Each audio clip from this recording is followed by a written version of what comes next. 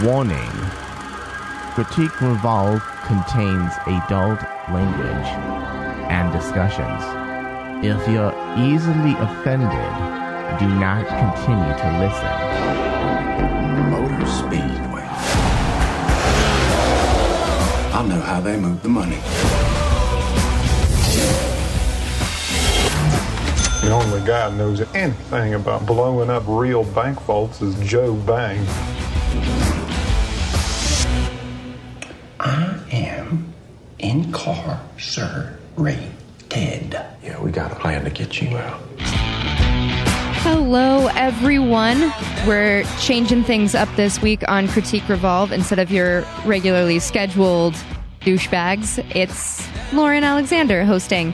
I have someone that you guys have never listened to before. I don't think. If you have, that's really weird. But his name is Jeremy. Jeremy Champ. He actually used to be my boss. Jeremy owned the comic shop that I worked at in its last iteration of its life. Yeah. Yeah. And it died a very painful death, but that's okay. That's okay. Yeah. It's fine. We live and we learn, right? Yeah. So we went tonight and we saw an early screening of Logan Lucky. Mm-hmm. And this was a movie that I didn't really see a lot of marketing for. I didn't really know much about it. I heard the name in passing months ago, and that was about it until I went to go see Baby Driver and saw the trailer for it ahead of that movie. Right. And thought it looked hilarious. Did you happen to see any sort of marketing for it? It's kind of funny because we had this conversation when I first showed up where you were like, what movie, or we're going to see Logan Lucky, and I was like, what is that? But I had seen the trailers for it. It's just the name is so weird that I didn't connect the trailer that I had seen with the name of the movie. So okay. Yes, I had seen the trailer, and it looked pretty funny, but being that I'm not a NASCAR guy, I was like, it's probably going to be a niche thing. Talladega Nights part 2. Yeah, kind of. So you mentioned the name of the movie too, like the title of it, and I seriously think that that's kind of where marketing fell apart for me. I think so. Because I didn't really remember the name. It didn't stick out to me. Nothing made it seem interesting. And I watched the trailer and thought it looked really funny. I was really interested. I saw how many actors in it that I recognized and would like to watch movies that they're in. And I still, even when I was, looking for someone to come to the screening with me, I said to myself, wait a second, is it Lucky Logan or Logan Lucky? There was something about the name that I don't think was A+. I don't think that was, they probably could have come up with something a little catchier, but a little more topical too. Sure. I mean, it had nothing to do with the plot as far as I could tell. So okay, it had a tiny bit of something to do with it. What it had to do with it was they talk about the unlucky Logan curse of their family, yeah. But that's kind of in passing. It's kind of almost an inside joke within the movie, and I don't know. I don't think it was necessarily the most marketable name. No, I think if they wanted to play up that angle, they would have had to have made a bigger deal about that unlucky thing with the family. Totally. But yeah, that's really weird. Yeah, you're right though. The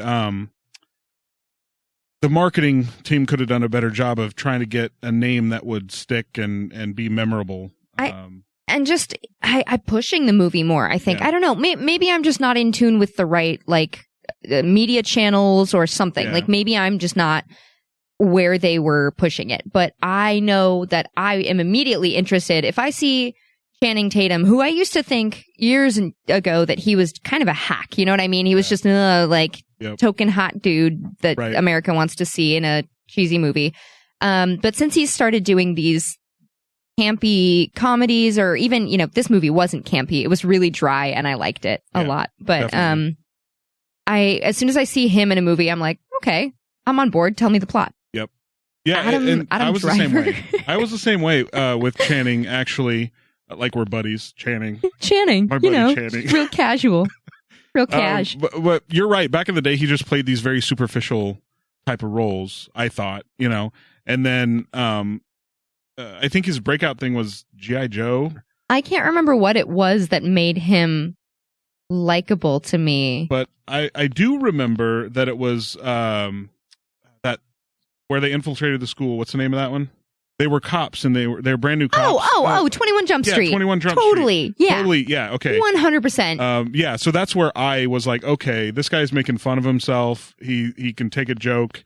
And there's just that switch where I'm like, okay, I'll see what this guy, Yeah, what this guy and he does. seems like a likable human off screen too. Oh, yeah, true. So we've got him. We've got we've got Adam Driver, who is just amazing in this movie. Yeah.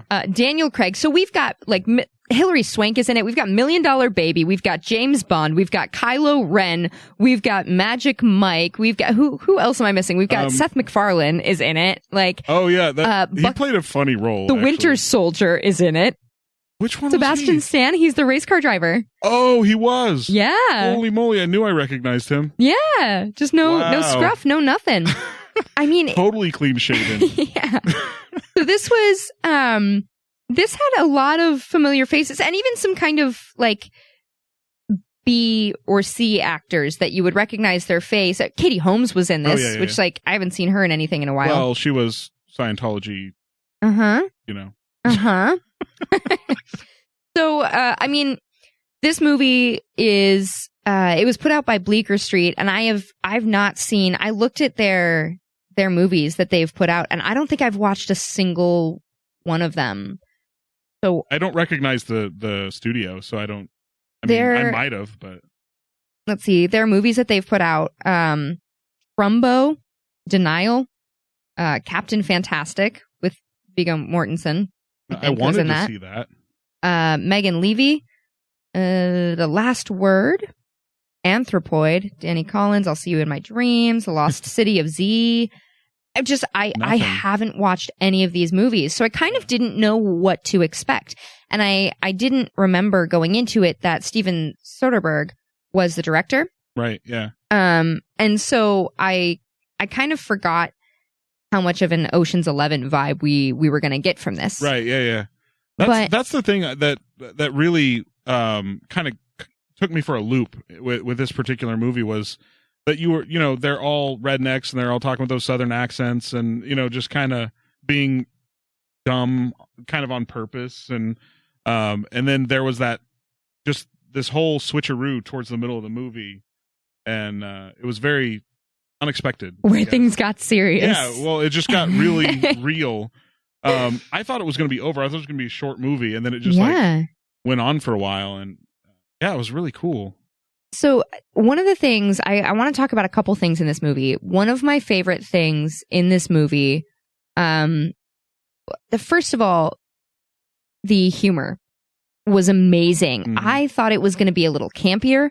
I thought it was going to be more over the top, more like we kind of joked about Talladega Nights almost. Right, yeah. And it was really dry. Oh, well, and the thing is, they didn't lead you to the jokes. They made you figure them out, which you have to be quick enough. I love that about this particular movie.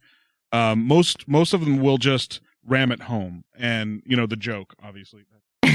Anyway, yeah, they'll just ram it home. They'll just take you home and ram you. Exactly. But yeah, so they'll just ram the joke home, like right there, and maybe even go on with it to try to kind of get a couple extra laughs out of a campy joke.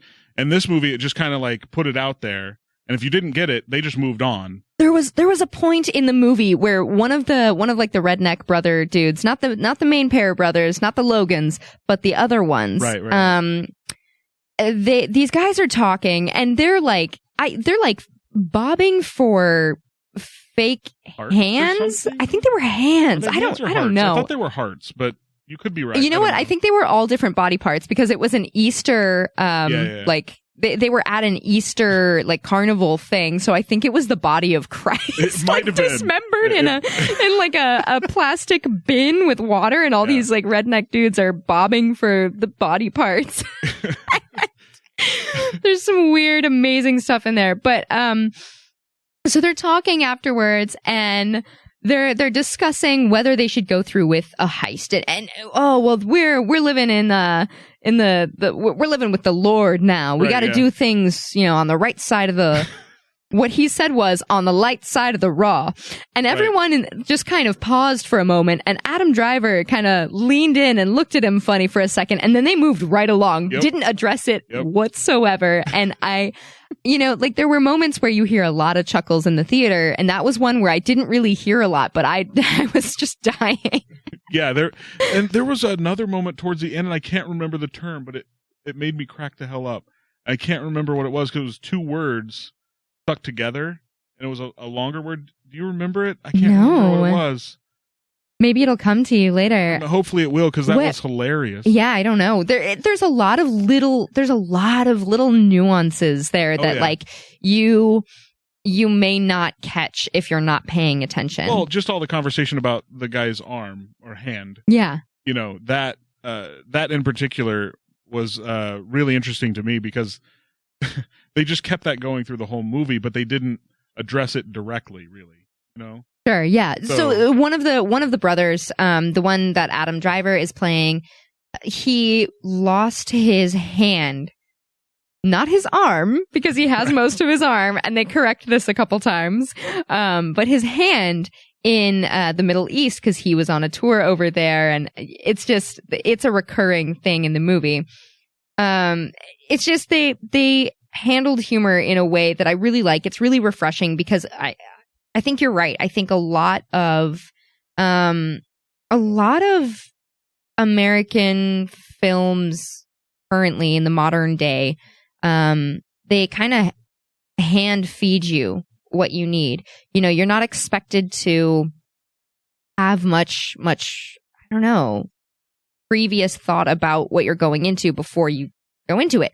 And so it is really refreshing to feel like, okay, I have to pay attention. I have to keep up because if I don't, I'm going to miss jokes. Yeah, well, and you didn't get that from the very beginning of this movie. No, you had to be paying attention the whole time. I'm sure I missed a few things in the first 10 minutes or something, just because of my mindset going into it was it's going to be slapsticky, things like that, and it wasn't. So I'm sure I missed a few subtle jokes in there. One of the things I really wanted to talk about was the relationship between Channing's character and his daughter. Yeah. So, sorry. This movie, it makes you think it's just going to be comedy. It's just going to be whatever. But kind of in an Ocean's 11 fashion, it does get down to some deeper things and some deeper connections between characters and the importance of the relationships between some of them and the importance between them and their family members. Yep. And right, yeah.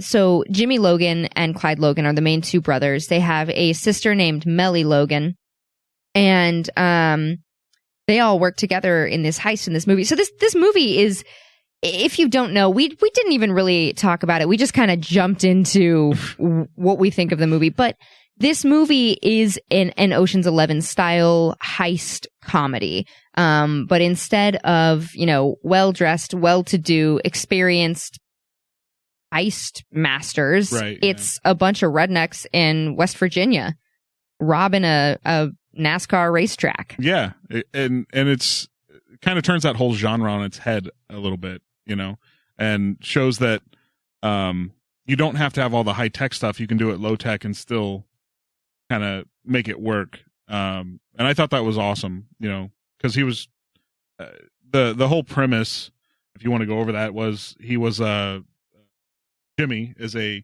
construction worker, basically, who's working on the Motor Speedway, and he loses his job, and then he finds out that his ex-wife is taking their daughter down south because her new husband has a new car dealership over there. Right. There we go.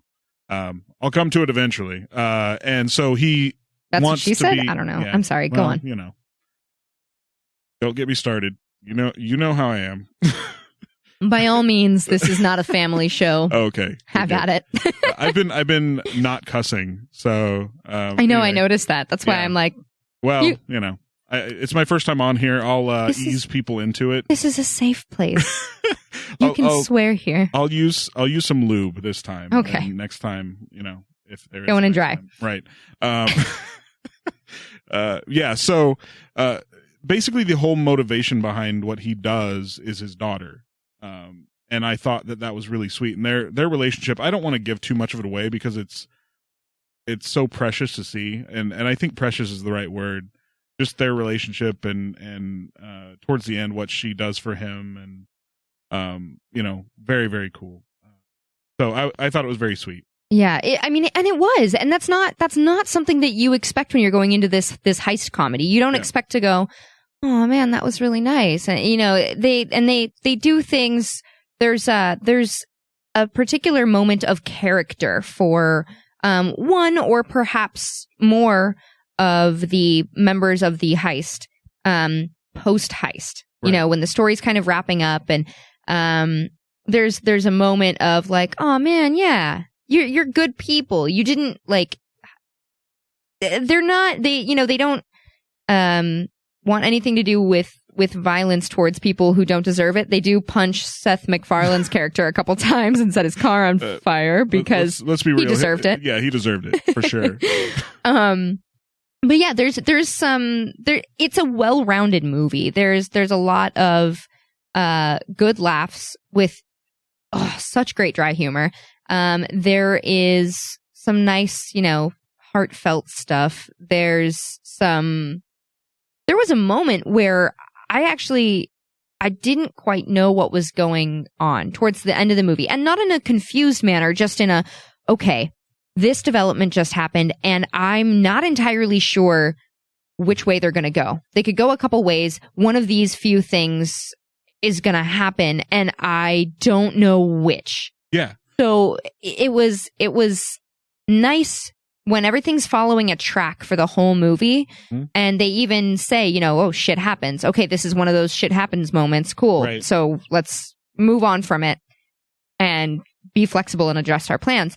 But it's still, it's like you're on a ride. You're on a track in like a little car, and they're taking you through this whole movie, and everything's going kind of as it should. Okay, there's a little speed bump, but we're getting there. And then it gets to a point and you're like, wait, no, the track is going that way. What just happened? Yeah, exactly. So one of two things is going to happen here, but I don't know which one yet. Well, and the event that happened right before what you're talking about, we're being very vague, but it's a pivotal point when you don't want to give it away, right? Yeah. But that was unexpected, because you're expecting a track, like you said, and as I said before, I was expecting it to end basically right after that. It seemed like it was wrapping up the movie, like 100%. We were gonna get a montage of everybody being happy post heist, and it's all good, and then movie was gonna be done. Right, and that's not what happened. That's not. And it was unpredictable what was actually going to happen. Up until a certain point, I did predict a little bit of what was going to happen, because once you get past a certain point, that certain things are going to turn out good. Yeah. And certain things are not going to turn out the best. So, but it was very cool that they showed it and showed the little backstory about what happened. And, one of the things that I really liked was there were subtle interactions that were nonverbal that if you weren't paying attention, you didn't catch them, especially between, Katie Holmes and Channing Tatum a couple of times. So all right, audio in general is another thing that I just really want to talk about in this movie. Mm-hmm. So one of the great successes of this movie, I think, is all of its audio design. I think that there was such success in the silence in the movie. Mm-hmm. There were so many times where there was no background music. You would hear the ambient chatter of people, beyond them in a room or whatever, but the characters would sit in silence and they would just kind of let things settle. Nothing was moving super quick. These are guys from, Nowheresville, West Virginia, right, just kind of talking with each other. There's a part that's in the trailer where someone says, people must be right, when they say that you're slow, and they're like, people say that? But wait, who? But it took a couple seconds. Yeah. And that was the beauty of that.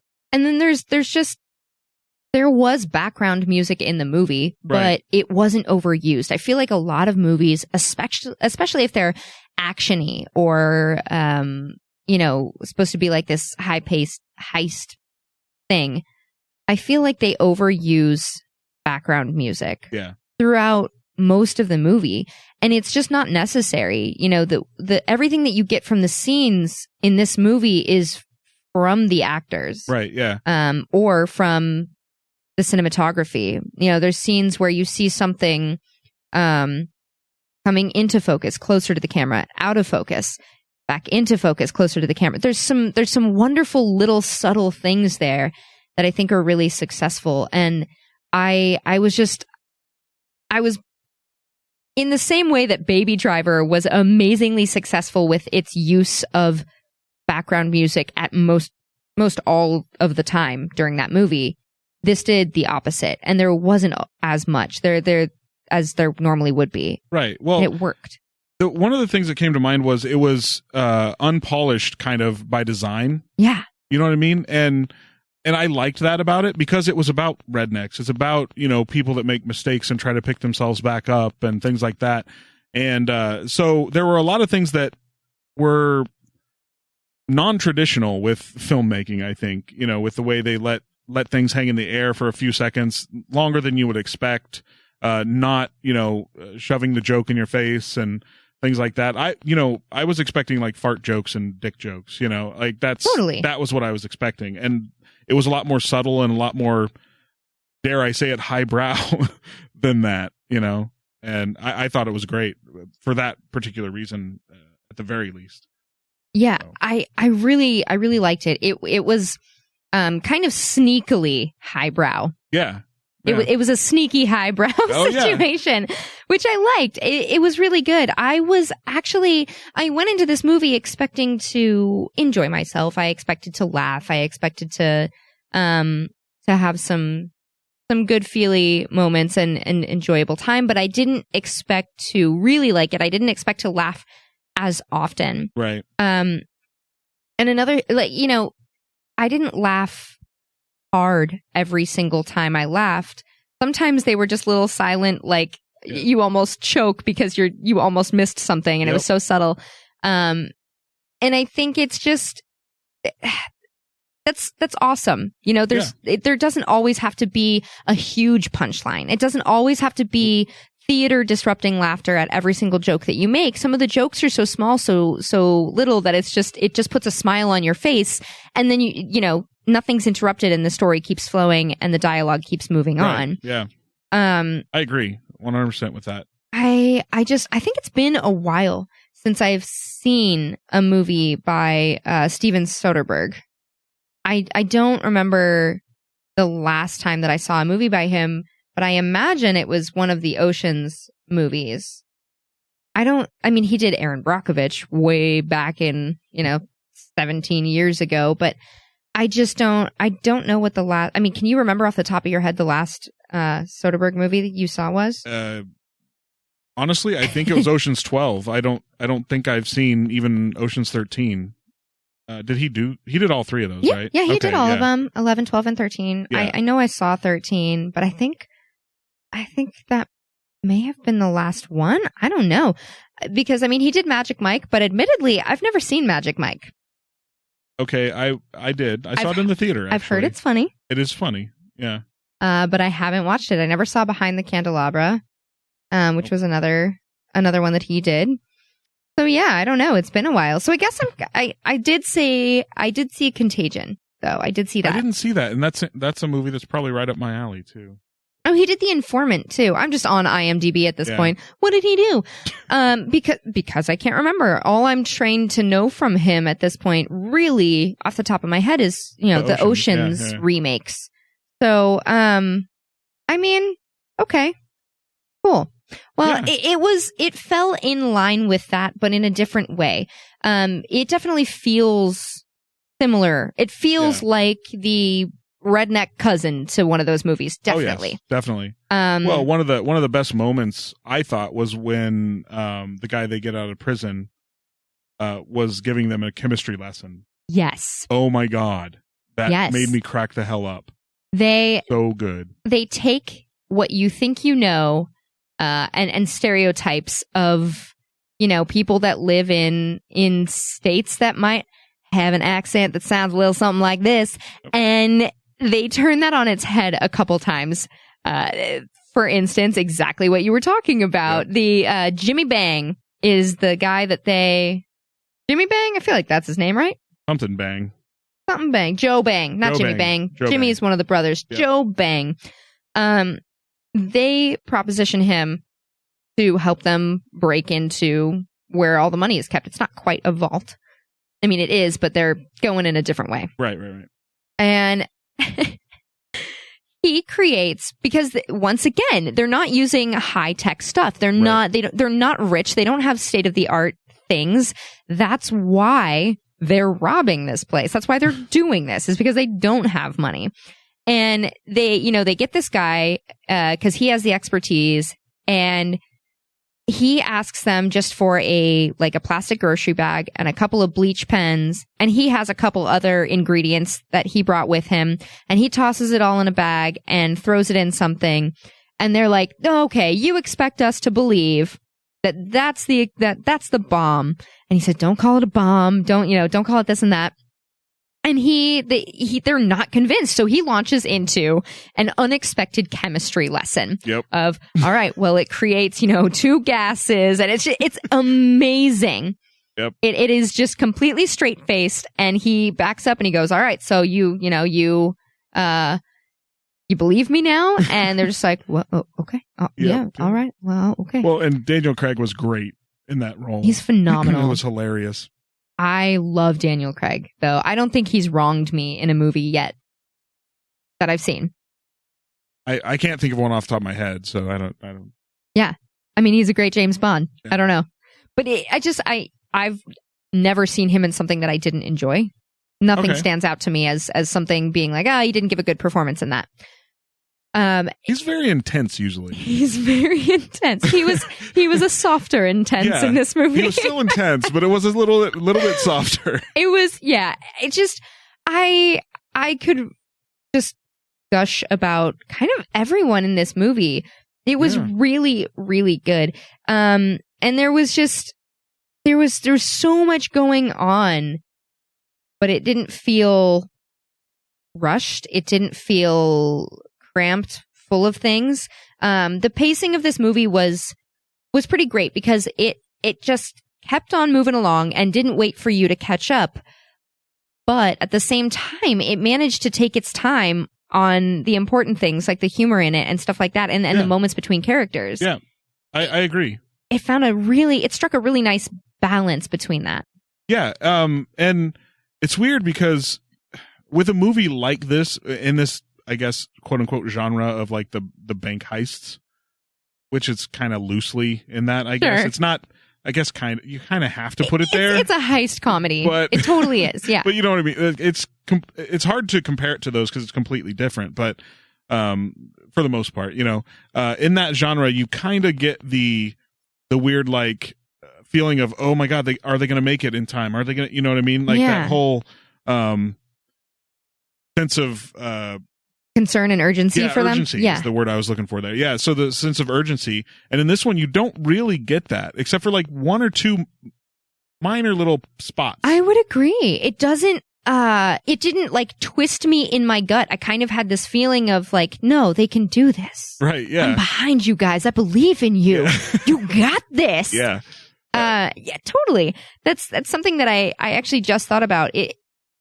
It's normally they kind of prey on that adrenaline that you get watching these characters, and each one of them has such a close call, and they did have a couple close calls, and you're like, oh shit, is something going to happen? But at the same time, it didn't really get me that way that I think Ocean's 11 did. Yeah, well, and that was one of the cool things I thought, because that's what you would expect. It's refreshing. And it's definitely refreshing, because you got a couple of spots where you're like, uh-oh, what's going to happen? And then in the one where I was most concerned, they just kind of cut away from it. Yeah. And it resolved itself. Yeah. And took care of itself off screen. I thought that was really cool. It's because it turns it on its head, and it's like not what you expect. And that's hard to do these days if you've seen, thousands of movies like we have, Yeah. So it was very refreshing in that way, and I think that the director Soderbergh could have fallen back to an old formula, because it worked. for those other movies, but he didn't. Well, the one thing he did fall back on, I will say, is the, not that it's bad though. It's not necessarily a bad thing, but he did fall back to, once the heist is done, they reveal a couple things that happened off screen that we didn't see as viewers and we weren't privy to, and neither were a couple of the other characters, but a couple of the other ones were in on it and they knew what was going on. Right, yeah. So, that it's that post-heist kind of reflection montage of, well, while these guys were over there doing this guy was over there taking care of this, and that's why that was happening. Right, and that's why that went smoothly. And, there were some other workings here behind the scenes that you didn't see. So, I mean, that definitely, but to be fair, I don't know if that can really be taken out of heist movies too much. Honestly, I mean, it could, but honestly, I think I like it. I would have been fine without it, to be honest. I think that I think we would have been satisfied as viewers, or I would have been. I don't know about you. I don't want to talk for you, but yeah, don't talk for me, right? But I would have been satisfied had they just cut to, the reveal of what he had done. Yeah. Not necessarily go back and show exactly what had happened. I don't think that was necessary. I think I still would have been like, oh yeah, he. So for me, cool. I think if that little montage hadn't been there, it wouldn't have taken anything away from the movie. Right. Well, I don't think it would have. The ending, like the actual ending of the movie, it kind of maybe would have a little bit, but maybe a little bit. But I think it didn't bring the movie down at all by being there, and it was kind of an extra, like, hey, look at that, it's kind of cool. Yeah. This movie, I thought it was gonna be cut and dry. I thought it was gonna be, wrapped up with a nice little bow at the end, and it did one of those little switcheroos on you, where everything's getting wrapped up, everything's getting sorted out, and they're taking care of, every little loose end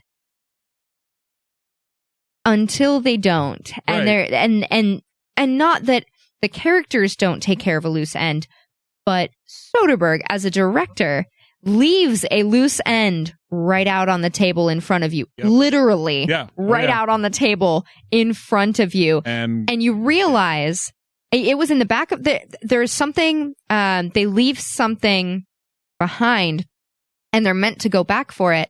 And they never addressed it.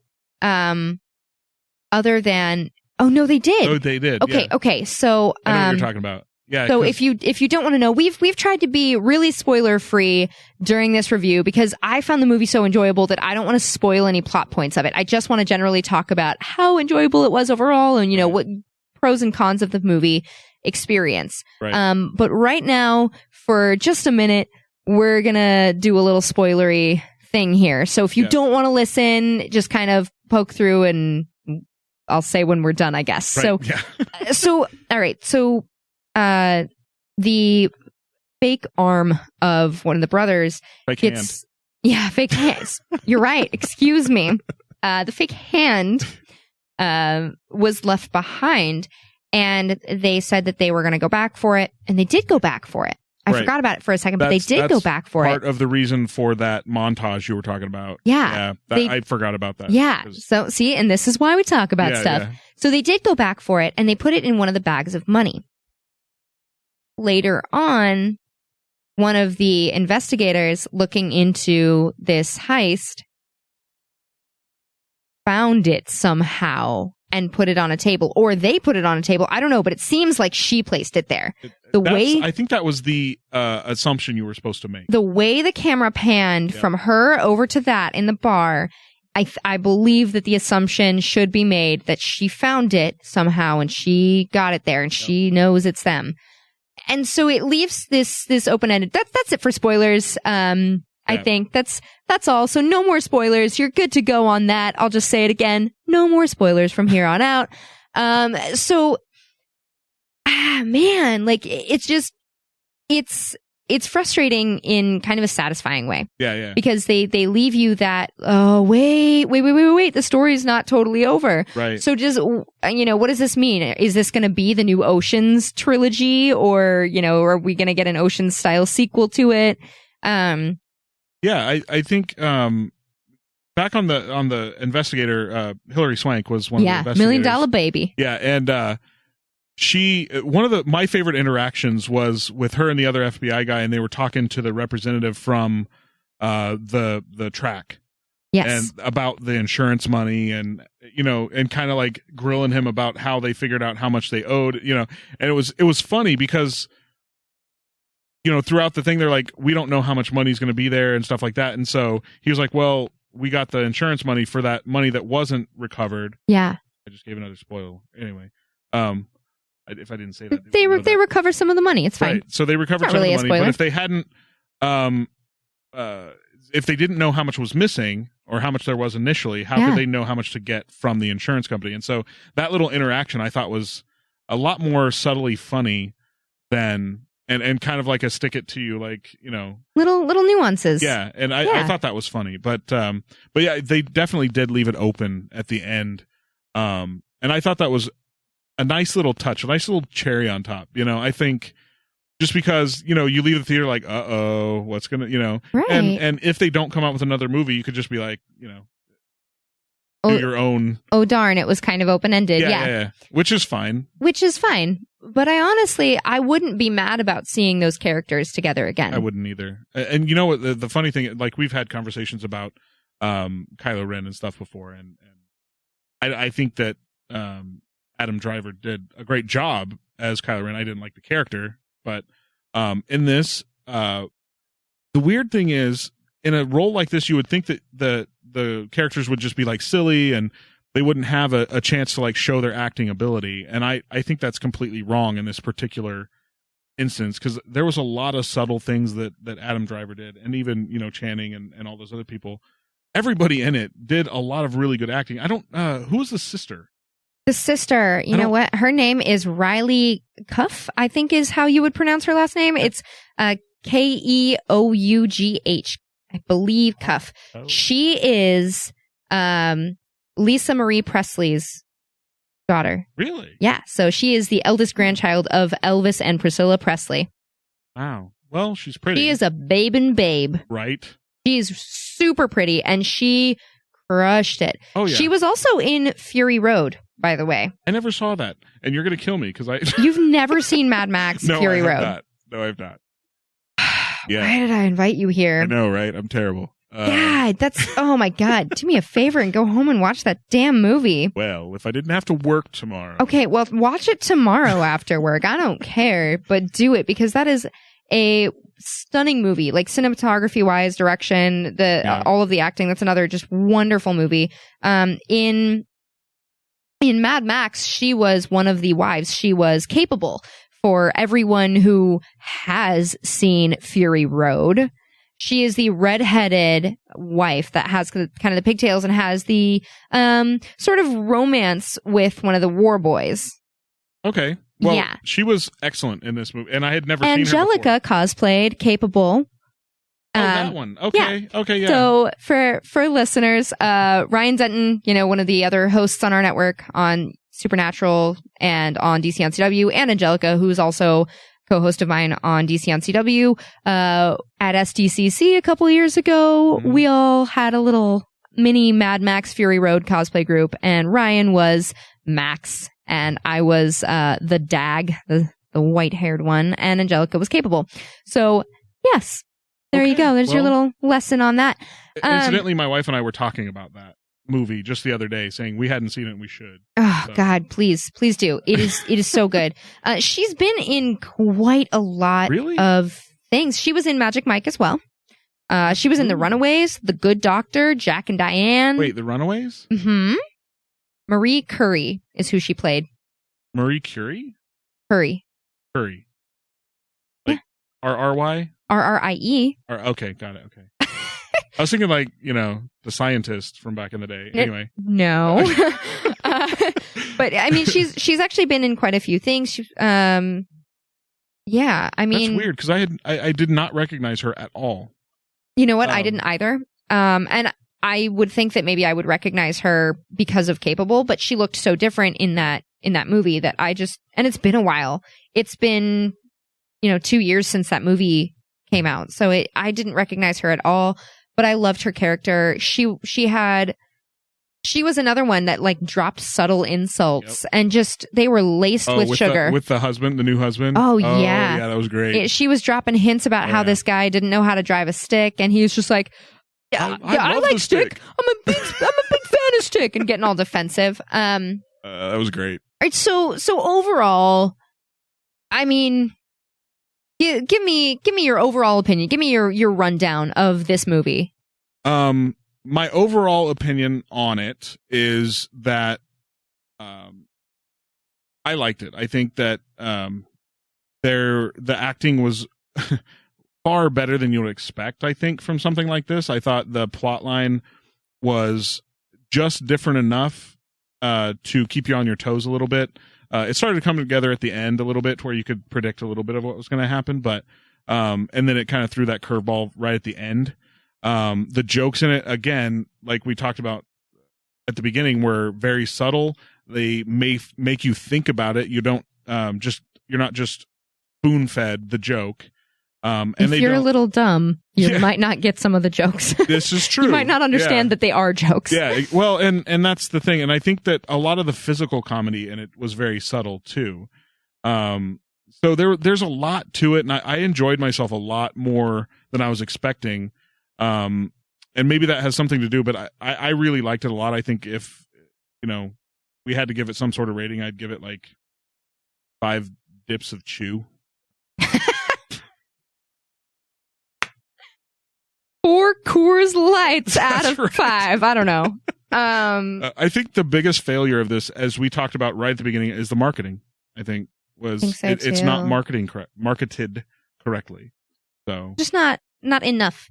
I think it wasn't marketed enough. Yeah, that's true too. Or maybe you're right. Or maybe it wasn't. Well, the correctly. name again is not memorable. Yeah. And that's something that's going to kill a movie like this. Yeah. Which is sad because it's a good movie. So for me, overall, I also enjoyed myself way more than I was expecting to. I actually, full disclosure, full honesty here, I jumped on being the one to go to this screening because I was interested after seeing that trailer. It looked funny. I like Adam Driver. I like Channing Tatum. I was just like, I've loved Daniel Craig. Like, yeah, I'm on board. Let's do it. So I wanted to go see this movie, and I wasn't sure if I wanted to pay for it. Right. I wanted to see it, but I wasn't sure if I wanted to pay for it. Yep. And that's why I wanted to go to this screening. And honestly, I would happily shell out my money to go see this movie. Yeah. It was so enjoyable. And I think Adam Driver shined in a way that I kind of knew he could, but at the same time, if you watched that SNL skit that everyone watched with Matt the Radar Tech, and like, I think he shines with humor. Yeah. I think he's just amazing with that. And I never watched, what was he in, Girls? That show? I don't know. I've never watched that show, which is... I've never seen it. I'm pretty sure that's the show that he was on, that's what people knew him from mostly when he got the Star Wars gig. Right. But I just love him in this dry humor. I love his delivery. I love, I don't know. I find him so enjoyable in this way. He's just such a charming character. And it's just, I was very happily surprised and impressed with this movie. And it gave me, it surprised me. It surprised me because it wasn't the type of humor I was expecting. Yep. It wasn't the type of movie that I was really expecting. And I had a great time with it. Once again, the audio in it, the lack of background music in certain points, and the sound design where, they actually had to make sure to include the chatter of people in that prison meeting room and things like that. Everything was so good. The choice of music when they did use it was spot on, and it was at the appropriate times during montage type scenes where they were getting things together, stuff that didn't really need to be spent time on other than, okay, these are the steps we're taking. This is how we're getting to where we're going. And it just, the pacing was really pleasant to me. It kept on trucking along. And then, it slowed down for a moment, and that was where that twist happened, and you're like, wait a second. And it pauses you, makes you kind of take a step back and you slow down and you're like, wait a second. You have to think about, oh, this is where the movie's going. Right. It was great. I 100% would recommend seeing this movie. If you're not really into dry humor, if you weren't really into the humor of the Ocean's movies, or if you, I don't want to say it's like Wes Anderson humor, because it's not really. No, it's not quite to that But level, at the same time, Wes Anderson movies do have humor in them where if you're not paying attention, you're not going to get the jokes. Right. And the acting and stuff is a bit dry in Wes Anderson movies as well. So if you're a fan of Wes Anderson, I think you would like this movie. If you're not, still give it a shot. Yeah. But I think, I think you would still find a ton of places to laugh because it's not quite as severe or as, stylistic as Wes Anderson stuff. If you're dumb, probably don't. If you're dumb, maybe don't go see this movie. It's not Talladega Nights. It's not Will Ferrell. Right. We didn't talk about the prison. Oh my God. Okay. Yeah. All right. Before we wrap this up, there was an incredible scene where, so one of the guys, obviously, you can see it in the trailer, so it's not really a spoiler. He's in prison and they've got to break him out in order to take part in the heist. So there's obviously going to be a distraction at the prison. This distraction involves a couple of prison guards being taken hostage. The guys are totally nice. All they do is wrap them up and they just sit there. Like, they don't do anything to them. But they're giving their demands to the warden and the other guards, and they're locked in the cafeteria. And one of their demands is to have the winds of a Dance of Dragons and the Winds of Winter and in the library. Yeah, and a Dream of Spring I believe. Yeah.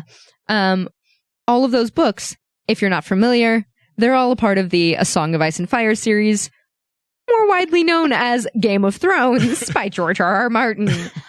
And the warden has to break it to them that George R.R. Martin hasn't finished The Winds of Winter. And it is amazing. Yep. These tough-ass men, all pissed off, they're like, no, he was supposed to deliver that script to his publisher 2 years ago. That book is out. Yep. And they reference how the TV show is past the books now. And it's just, it's, oh my God, the delivery from all parties in that scene is incredible. It was one of my biggest laugh out loud moments of the movie. We both cracked. Oh my God! God, at that. It was great. If you watch Game of Thrones or read the books, you're going to lose your shit at that moment. It's hilarious. If you don't, you'll still probably laugh just because of how talked about the show is. Well, and they're all a bunch of prison tough guys. It was hilarious. The hot girl with her dragons. Yeah, man. It's so good. Great. Overall, I'm going to say don't wait on this movie. No, Go don't. see it. Yeah. Give it a shot. It's great. It was surprisingly funny, surprisingly pay attention though, highbrow, because you're going to it's surprisingly highbrow in a lowbrow style. Yeah. Mm-hmm. Which is just a weird juxtaposition that you wouldn't expect to be good, but it is. All the characters are really likable. It's just, it's a solid good time. Yep. So thank you, Jeremy, for seeing this movie with me and chatting with me about it. Thanks for having me. It was fun. Yeah. And whoever hosts Critique Revolve next time, we'll catch you guys later. Been a long time, been a long, long